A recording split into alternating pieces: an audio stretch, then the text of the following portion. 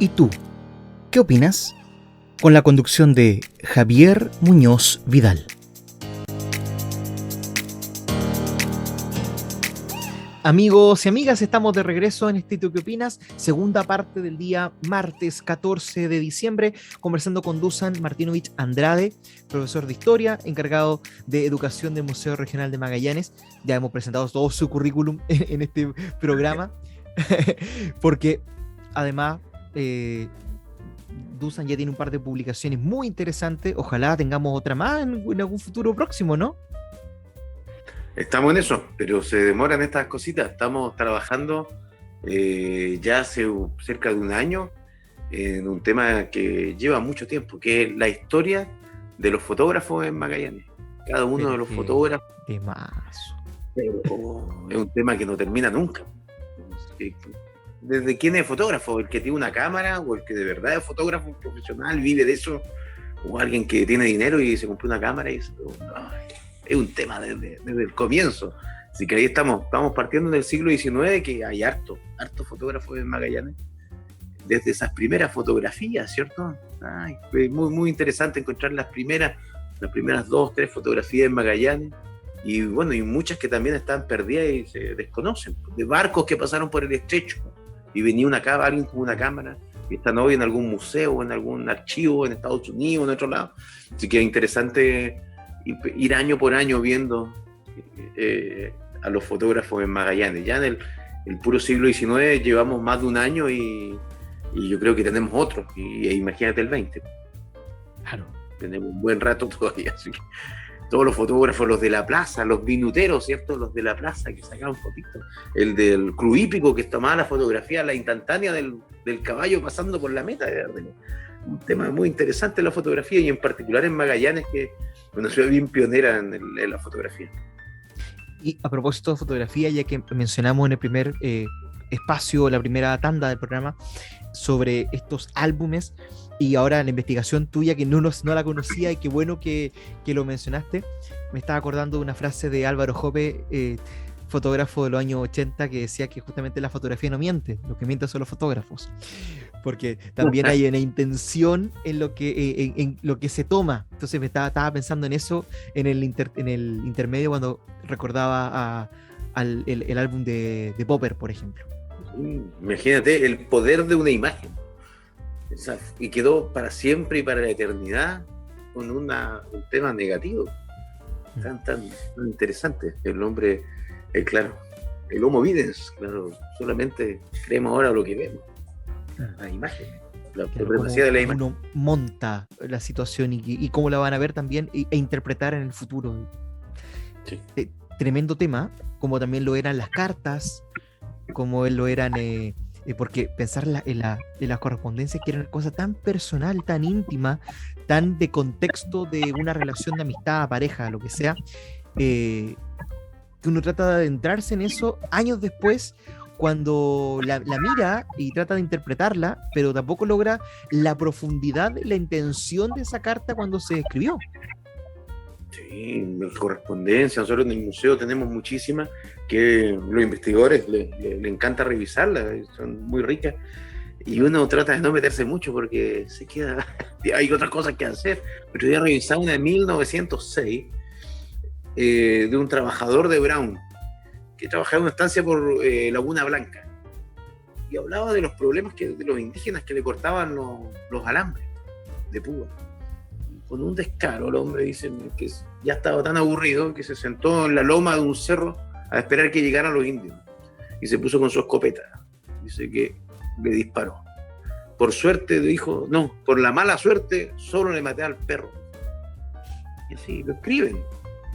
Y después tú ves, ¿pero qué pasó? Y sigue leyendo, y el hombre dice, pero bajé y lo agarré y lo golpeé hasta que me cansé.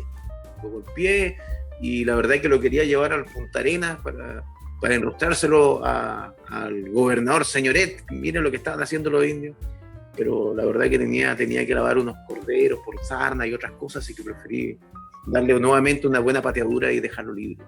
Y así pasaba, y después al otro día viajó a Punta Arenas y alegó con el gobernador de los indígenas, y la gente lo escribe esto, es como tan normal, era un mundo completamente diferente, y nombres de gente que la verdad es que tenemos todos que replantearnos también, ¿cierto? ¿Cuáles son nuestros pioneros, nuestra gente importante? Indudablemente. Y bueno, estos documentos nos ayudan un poco a ver estos temas que pasaron y hay registros de ellos. Pero bueno, es interesante conversar de esto, aprender principalmente. Sí, son temas que no se pueden volver a repetir y que pasaron en Punta Arenas, pero hay que aprender de todo esto. ¿Y qué pasa si no aprendemos? Para eso también es importante la historia, para poder darle nuevas miradas, revisiones y comprender procesos. Sí. No, claro. Y en eso, como te comentaba, los Bajo la Lupa nos han ayudado bastante, porque hemos tenido objetos que no hemos tenido la capacidad total para analizarlos íntegramente, y hemos pedido ayuda a investigadores principalmente locales, que nos han ayudado mucho. Ahora recordamos los que hicimos ahora en el 2020, el año pasado, efectivamente, y desarrollamos uno de un álbum, de una libreta que teníamos en el museo hace años, en el archivo José Nogueira, que era una libreta de una de sus embarcaciones, de la goleta Anita, en el cual Nogueira salía con su tropa de gente a buscar lobos de mar y capturarlos y todo. Uno va leyendo, ya de interesante el tema de quién lo escribe, porque es Nogueira, pero Nogueira era analfabeto. ¿De quién le escribía esta cosita? Y es interesante porque dicen dónde van, pero tampoco lo escriben, porque igual es como un secreto dónde está el dinero, ¿cierto? Fuimos por acá, donde el árbol tanto, y se transforma en una pequeña aventura. Y es muy, muy interesante de dejar a estos trabajadores y de repente, por mal clima, dejarlos un mes y no poder volver a buscarlos, y después encontrarlos después de 2 meses perdidos y recuperarlos y todo. Es muy interesante. Ahí le pedimos ayuda al profesor Marcelo Mayorga, que ha trabajado este tema de los penípedos de ballenas y lobos de mar y demás, y él, claro, hizo todo el estudio, siguió en un mapa incluso por dónde se iban a capturar estos lobos acá en el estrecho de Magallanes. Así que la verdad que es interesante porque está el artículo publicado en la web y junto con ello hay imágenes que marcan esto, pero también está el álbum completo, ¿no? Está el librito completo anotado, ¿cierto? Y la gente lo puede revisar hoja por hoja, con dibujos, anotaciones. Así que eso es básicamente nuestro tema de Bajo la Lupa, llegar a una colección que estaba ahí en un cajón y empezar a releerla, que alguien y lo desarrolle. Efectivamente, también este año, en el año 2020, trabajamos con otro investigador magallánico también, que es Joaquín Vascopé Julio, también conocidísimo, que trabajara en un archivo del amigo Juan Bautista Contardi, pero en particular se enfocó en el tema de la política, del tema de la mujer en Magallanes a principios de siglo, ¿ya? Cómo Contardi valoraba y la verdad que buscaba la inclusión de la mujer en el mundo político, una cosa que uno no conocía, ¿no? Y estaba ahí los archivos y había que abrir cajas y cajas y leerlos y analizar con los diarios de la época y armar un cuento, y en eso los investigadores nos ayudan muchísimo. Salió también un artículo muy interesante y con todos los artículos ahí del amigo Juan Bautista Contardi, mira, muy, muy interesante. Y también le pedimos el año 2020 a otro magallánico, Alfredo Prieto Iglesias, arqueólogo, ¿cierto? El Teco Prieto, quien desarrollara el tema de las boleadoras. Tenemos una colección de boleadoras, bien, están las que mostramos ahí en el museo, casi ahí en una vitrina, pero en realidad tenemos cajas con boleadoras que han llegado al museo como donación en los años 60, 70, y la verdad es que cuando lo analiza un investigador con la talla de Alfredo, la verdad es que todos aprendemos un mundo. Yo igual aprendí, que uno dice, he leído bastante, pero en realidad uno siempre va a aprender, quedaba boquiabierto con lo que me contaban y lo que leía de Alfredo. Por ejemplo, claro, muchas boleadoras que tenemos han sido encontradas en territorio cahuéscar. Pero ¿cómo? Si las boleadoras son como de los aoniquén, de los tehuelches, ¿cierto? Claro. Había intercambio con ellos. Los cahuéscar lo ocupaban, por ejemplo, pesos para redes, ¿cierto? Lo ocupaban en el mar. Oye, una cosa que te va ampliando la mirada, ¿cierto? De las piezas de las diferentes boleadoras que habían, las diferentes formas, cómo se ocupaban, cómo fueron cambiando igual en el tiempo, ¿cierto? Que las más circulares, más perfectas, son más antiguas que las que tienen otra forma, más ovalada, y uno va aprendiendo muchísimo con esto, ¿eh? Y el investigador hace el artículo y también va a la sección de fotografía de todas las boleadoras que tenemos en el museo, todas las piedras, ¿cierto? Y ahí se va armando un cuento bien, bien interesante, la verdad que sabemos que la gente que los lee lo disfruta, y nosotros también, pues, en el museo también aprendemos muchísimo, porque nuestros funcionarios, todos nuestros guardias, la directora en eso es bien precavida, que todos estos artículos no solamente ya se suben, sino que también todos los funcionarios, los guardias, los auxiliares, todos desarrollemos estos temas, que los investigadores nos hagan una capacitación a todos, ¿ya? De capitán a paje, sobre todas estas temáticas, porque al final esto igual llega a la gente, ¿no? Así con nuestros guías, que cuando alguien le pregunta, oye, estas boleadoras, sí, pero esto y aquello, ¿cierto? Todo va encadenado, así que son bien interesantes, la del 2020, y de ahí para atrás hemos tenido siempre con mucho magallánico, unos muy interesantes. Bueno, no quiero aburrir, pero claro, hicimos 2019, recuerdo, había unos bien entretenidos. Te quiero frenar, no porque no quieras saberla, sino que porque quiero profundizar lo que dijiste recién. Me quedó dando vuelta, y no quiero ponerte en aprieto, Dusan, pero no había escuchado con tanta atención el intercambio entre los pueblos de Magallanes. ¿Habían datos anteriores a esta situación de las boleadoras en territorio de Cahuéscar que se puede hablar, aparte de lo que sea de lo que sucede al sur de Tierra del Fuego, pero había más datos de la relación entre los pueblos aquí antes de la llegada del hombre europeo? Sí, la verdad que hay datos, pero siempre teníamos esa idea media de Icarito, ¿cierto? Como de Río tanto y de Río tanto un grupo, entre Río tanto y otro grupo. Y acá en Magallanes también, nosotros mismos incluso hemos cometido límites, como si fuesen países. Cuando en realidad era gente que vivía en un territorio que era de todo, y había comercio, por supuesto, particularmente entre los indígenas canoeros y las comunidades terrestres. El tema, claro, es de la obsidiana verde, ¿cierto? Esta piedra verde que lo ocupaban, ¿cierto? Hasta el canal Beagle, pero no, es una piedra volcánica más de la zona del norte del territorio magallánico. Incluso se piensa, porque no se ha encontrado definitivamente el origen de la obsidiana verde, pero es más al norte. Es decir, con esta piedra nos damos cuenta de que las comunidades todas, había un proceso de intercambio, habían cosas que tenían valor, y bueno, se desarrolló mucho. Está esa idea igual como del indígena o del pueblo originario del siglo XIX, como alguien, como igual de película, como que le cambian los europeos en los barcos, le cambian por espejitos, cosas. La verdad que, no sé, el Aoniken de 1850 era de 1850, una persona que en un intercambio, la verdad que buscaba cosas que tuvieran el valor similar a que no con cositas de colores no funcionaba. Era gente ya que hablaba otro idioma. Hay muchos indígenas que hablan inglés, que hablan francés. La verdad que es un mundo diferente, y hay gente que sabe comercializar muy bien con las embarcaciones, y la verdad que el intercambio entre ellos también es tan dinámico como eso. Pero la verdad que siempre volvemos como al tema de los límites, y estos ejemplos así claros nos llaman la atención de unas sociedades que vivían bien armónicamente en el territorio en su época. Qué bueno que lo dice, para derribar ciertas construcciones más asociadas a los mitos que son muy comunes todavía, de pensar de que el indígena es como un niño, como alguien que fue engañado fácilmente.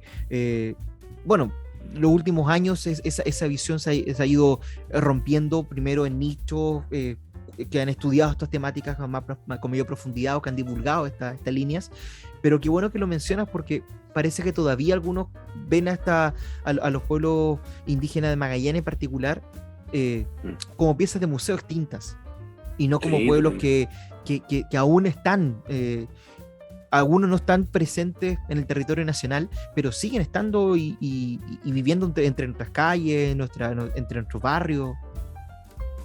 Sí, totalmente de acuerdo contigo. Y sí, efectivamente, todas estas investigaciones que se desarrollan sirven para aprender un poquito más de ellos en la época pasada y también relacionarse con ellos en la actualidad. Recuerda que ese cambio en los museos, yo siendo un simple trabajador de museo, se ha dado en los últimos años. Que vuelva al territorio la colección Martín Gusinde, por ejemplo, que estuvo en depósito tantos años, guardado en una bodega en el Museo imagínate, de historia, ni siquiera en el Histórico Nacional, de historia natural, porque así se veía a los indígenas, ¿cierto?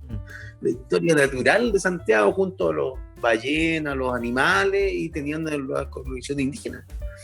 Que Gusinde, por supuesto, se llevó y estaban en depósito, y la comunidad de Nina Navarino la quería de regreso y se fueron repatriados.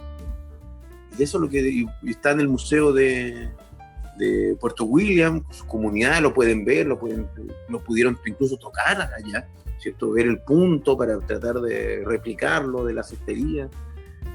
Así que eso es bien interesante, que se dé ese fenómeno de los museos y de volver a las comunidades. Si bien los museos ya en sí son un tema como medio arcaico, guardar una vitrina, algo antiguo, pero deben seguir existiendo. Creo que sí, tenemos que modernizarnos un poco más, ¿cierto? Hacer más participar las comunidades, pero no sé, hoy día mismo había muchísima gente llegando a nuestro museo. A la gente le gusta, en particular el turista, hoy día el turista nacional es principalmente el que nos visita, le gusta ver la historia de los lugares a los cuales visitan. Claro, y aunque lo hemos conversado en otros momentos, y yo creo que muchos magallánicos ya lo tienen claro, el Museo Regional de Magallanes no es solo la casa de Mauricio Brown y Josefina Menéndez, sino que es un lugar en el cual se ha aprovechado de investigar, de divulgar y de trabajar la historia de la región de Magallanes en general, no solo de esa familia, de ese momento específico, de los pocos años que habitaron en esa casa, sino que es desde ahí hacia atrás y hacia adelante. Sí, imagínate, es que es un cambio que también se da hace poco, porque igual el contexto país de 30 años atrás, de dictadura, sí, el director de la DIVAN era Enrique Campos Menéndez, que era primo. Sí, la historia que se relataba de estos palacios, de esta gente, también era bien manipulada por el poder de la época. Por supuesto. El blanqueamiento de la historia familiar. Claro, efectivamente, ¿quién va a escribir? Oye, eran terribles esta gente, no. O plantearlo siquiera, nadie lo va a juzgar. Pero escribir, incluso poner en duda algo, era muy complejo. Y con los años se ha abierto el tema, ¿cierto? Se han abierto estos archivos, incluso esta misma gente en algunas ocasiones ha buscado esto. Es decir, Mauricio Brown, las hijas de Brown donaron las cartas que nosotros tenemos, pues, donde hay cosas como la carta que te conté, pues. Es decir, incluso estas donaciones llaman para que se haga investigación de estos grupos, y es bien interesante. Eso es la historia. Y claro, no solamente son las cosas lindas, pues nosotros estamos... como todo, historia personal, la historia de Magallanes igual tiene muchas historias muy, muy negativas, pero no podemos ocultarlas. Los claroscuros de la historia como de los seres humanos, ¿no? Sí, ¿quién no? Efectivamente, todos estamos llenos de errores, y hay errores más enormes como los que se cometieron acá en Magallanes, por supuesto, no queremos minimizarlo, pero exacto, también no hay que esconderlo, nada. La verdad que con altura de mira, todo esto. Nosotros igual consideramos que hoy día un nieto, bisnieto de esta gente no tiene mucho la culpa como afunarlo, o agredirlo, no sé. Es una historia que pasó en Magallanes, y tenemos que valorarla y valorar lo que tenemos hoy, ¿cierto? Y que no se repiten los hechos violentos que se dieron en otra época. Aprender las lecciones. Sí, efectivamente. Oye, y sí, pues no aburrirte más, y claro, por favor, estoy muy entretenido. Solo las temáticas, vimos las cartas de Gabriela Mistral que teníamos acá en el Museo Regional. Son casi 40, y ahí la trabajó el Óscar Barrientos. un escritor, ¿cierto?, reconocido, escribió sobre Michal y las cartas y las desenvolvió en un artículo muy, muy interesante, y también se digitalizaron todas las cartas. ¿Y el contacto, perdón, de esas cartas eran cuando estuvo como directora o de otro tiempo que envió a Magallanes? No, cuando estaba de directora, ¿Ya? efectivamente, entre el 18 y el 20, mucha carta con Tardi, y ahí a Pedro Aguirre Cerda, pero las originales, efectivamente, y son muchas de ellas muy desconocidas para el resto del país. Y ahí el Oscar escribió un artículo interesante, ¿cierto? Gabriela Mechar en el país de los chilenos olvidados, se llama. Y se digitalizaron también todas las cartas, y la revista Mireya que escribió Carmen también se digitalizó completamente y está en la página nuestra. Y interesante, igual había hemos desarrollado, hay investigadores que han desarrollado, vimos el tema de Pepe Grimaldi también. Fue también interesante la colección de José Grimaldi, Elia Simeone, el periodista, ¿cierto? Desarrolló un artículo muy interesante. También otra magallánica, también mujer, muchas han trabajado con nosotros. Claudia Amondes trabajó en un álbum que se llamaba un álbum de Edmond Dumont d'Urville, un explorador francés que anduvo en Magallanes, ¿cierto?, a inicios del siglo XIX, y sacó unos álbumes que nosotros tenemos los originales, que son como de 1840, son los originales, 1830, por ahí. Y bueno, hizo una investigación sobre esto. Así que es muy interesante seleccionar o elegir ahí en el equipo, la directora va dando los lineamientos, y entre todos, cada uno tiene un listado de cosas y se van, ¿cierto?, decantando hasta llegar a esta que queremos, y ahí ir a participar ahí a Santiago, a todos los museos que quieran investigar sobre sus objetos. Así que ahí pelear por nuestros bajo la lupa de todos los años, entre otros proyectos, muchos que no voy a aburrir, pero estos son bien interesantes porque son rápidos también. El investigador tiene un año para desarrollar su estudio. Nosotros como museo le damos todas las facilidades. Pueden venir, estamos en pandemia, pero pueden venir las piezas, analizarlas, fotografiarlas. Y tiene un año para desarrollar la investigación, que son muy interesantes. Así que recomiendo a la gente que visite la web. De repente uno se mete mucho en las webs institucionales, ahora las redes sociales mandan más, así que también hemos tratado de tirarlas por ese lado. Y también buscar y consultar. La verdad que nosotros en el museo recibimos muchísimas preguntas, o gente que ha visto algo en la web para tarea, ya ahora algo de Sarmiento nos pidieron hoy día mismo, también sobre algo de economía. La gente igual pregunta. Lo único que no contestamos mucho es esos temas más genealógicos, ¿ya? Hay mucha gente que pregunta por sus familiares, mi abuelo vino, y la verdad que no tenemos tanta capacidad, no tenemos, nuestros archivos no son tan amplios como eso, pero dentro de lo que podemos tratamos de ayudar a la gente con lo que tenemos. Bueno, y si son 12.000 piezas el museo, hay hartas cosas, harto recoveco al cual volver a revisitar y estudiar en esto bajo la lupa. No quiero tampoco exponerte, Dusan, pero mencionaste recién el tema de las redes sociales. ¿Han pensado también alguna otra línea de fondo con la divulgación científica a través de estos espacios multimediales, de creación de, no sé si podcast o cosas de ese tipo, o convertirte en youtuber, Dusan, para contar este tipo de situaciones? Bien, la verdad que si algo nos sirvió con la pandemia fue de conocer que el tema virtual es muy importante. Nosotros ahora hicimos por primera vez una estadística virtual, ni siquiera con todo lo que hemos publicado como virtualmente, sino como eligiendo solo algunas. Y la verdad que en este año, lo que llevamos de año, solo en algunos meses, eran, no sé, casi más de 40.000 visitas. Y decía, oye, pero esto de verdad la gente, partimos mucho en Facebook, por ejemplo, en alguna noticia, algún artículo que uno sube, la gente lo comparte y todo, alguna fotografía, ¿cierto? La gente participa muchísimo en estos temas. Así que la verdad es que nos sirvió mucho para darnos cuenta que es un tema que nosotros, por ejemplo, antes no teníamos estadísticas virtuales, solo teníamos estadísticas presenciales. Cuánta gente entraba por la puerta, y primero marcamos con un cuadernito una cruz cuando pasaba alguien, después teníamos un marcador así manual, y ahora nos colocaron un arco, ¿cierto? Donde cuando uno pasa, un rayo te identifica y te va contando en un computador en Santiago directamente. Solo la gente contaba, la gente que pasaba por el marco de la puerta. Y ahora en realidad nos estamos sumando, junto con esa, sumamos la virtual.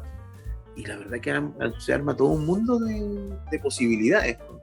Y bueno, es un tema muy, muy interesante. Hay temas, por supuesto, que mejorar. El Instagram, por ejemplo, está un poquito, no lo tenemos y para allá deberíamos ir, ¿ya? Facebook es bien activo. Y la verdad que efectivamente hemos tratado de mejorar en nuestras redes sociales, en el canal de YouTube. Estamos de a poquito, somos pocas personas que manejamos esto, pero bueno, yo creo que nos sirvió para aprender que la virtualidad llegó para quedarse. Así que bueno, hay que aprovecharla y verlo como una oportunidad.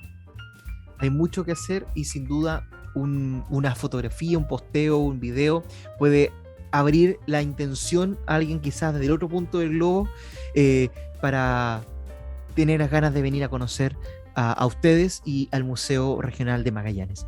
Dusan, gracias por haber participado en este programa, gracias por contarnos de estas investigaciones y siempre están abiertas las puertas virtuales todavía, pero ya también podremos tener la puerta física de los estudios en la radio con este programa para poder contar de lo que va avanzando en el museo.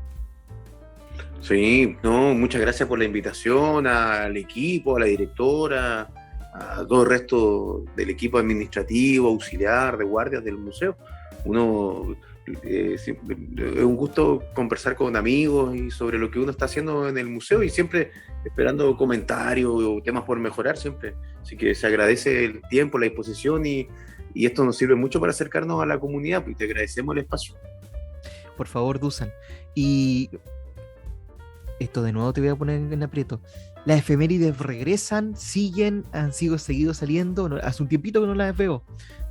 Sí, hacemos la efeméride magallánica, otra cosa, y efectivamente las hacemos. Ahora nos lo estamos enviando como a los colegios, pero vamos a volver. Las hacemos virtualmente también, con tu amigo que trabajó en Radio Polar, Mauricio Vidal. Uh-huh. Ahí la está ya. Que te cambiaste de radio, eso es el problema. Sí. Sí, efectivamente, con él a través de las redes sociales y otros medios hacemos la efeméride y igual nosotros nos inviten, participamos, hay que estar con la gente y efectivamente todos los martes la efeméride magallánica semana por semana, partimos en enero, imagínate, estamos un año con igual una nueva forma igual de llegar a la gente. Así que estamos en eso también, estamos en la efeméride. Dusan, muchas gracias. Te reitero que el espacio está abierto para ustedes cuando quieran y a ustedes amigos y amigas que nos han acompañado a través de Polar Comunicaciones en este martes en el ¿Y tú qué opinas? Que todo salga bien, que nos podamos volver a encontrar si todo de esta manera sale bien, como lo acabo de decir, la otra semana. Que tenga un buen fin de semana, una buena semana, lo que sigue, preparación de la fiesta de Navidad, de fin de año, con calma.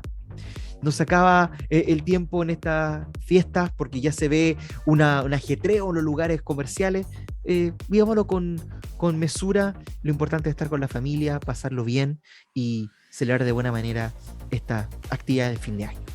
Sigamos cuidándonos, la pandemia no ha terminado y si todo de buena forma avanza, nos encontramos el próximo martes a eso de las 3 de la tarde por Polar Comunicaciones. Soy Javier Muñoz Vidal, que tenga una muy buena tarde.